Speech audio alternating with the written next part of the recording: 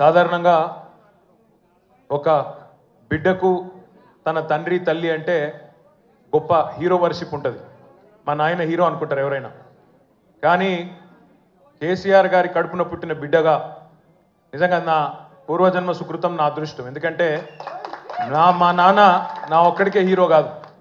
మా నాన్న మొత్తం తెలంగాణ జాతికి హీరో, 4 కోట్ల తెలంగాణ ప్రజలకు హీరో. తెలంగాణకు విముక్తి కల్పించిన ఒక మహానుభావుడు, ఒక కారణ జన్ముడు కడుపున నేను పుట్టడం నా అదృష్టంగా భావిస్తూ ఉన్నాను. నిజంగా అప్పుడప్పుడు ఇప్పుడే పెద్దలు చెప్తా ఉంటే కొన్ని సినిమా రీల్ లాగా మనసులో తిరుగుతూ ఉండే. వారు చెప్తున్న కొన్ని మాటలు, కేసీఆర్ గారు ఉద్యమానికి నడుం బిగించినాడు.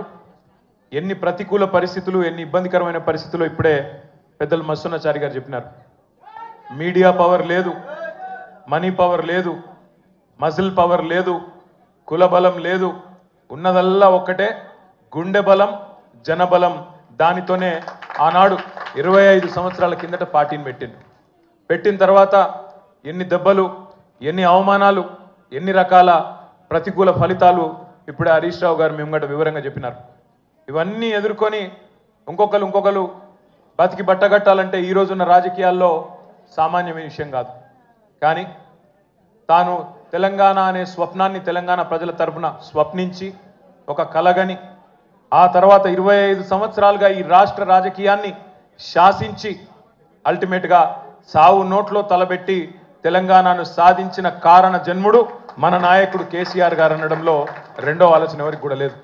ఇవాళ మనందరి లక్ష్యం ఒకటే కావాలి. కేసీఆర్ గారికి దీవెనలు ఇవ్వడంతో పాటుగా, కేసీఆర్ గారికి మీ ఆశీర్వాదాలు ఇవ్వడంతో పాటుగా మనందరి లక్ష్యం ఒకటే కావాలి. గత 14-15 నెలలుగా రాష్ట్రంలోని ఏ మూలకి పోయినా, ఏ ఊరికి పోయినా, ఏ పట్టణానికి పోయినా, ఏ మనిషిని ఒకసారి ఇట్లా కదిపినా, ఆటో డ్రైవర్ కావచ్చు, రైతన్న కావచ్చు, ఒక తమ్ముడు కావచ్చు, ఒక చెల్లె కావచ్చు, ఒక ఆడబిడ్డ కావచ్చు, ఎవ్వలను కదిపినా ఇవాళ ఒకటే మాట వినబడుతున్నది, మళ్ళీ కేసీఆర్ రావాలే, కేసీఆర్ గారు తిరిగి రాష్ట్ర ముఖ్యమంత్రి కావాలే అనే ఒకటే మాట వినబడతా ఉన్నది.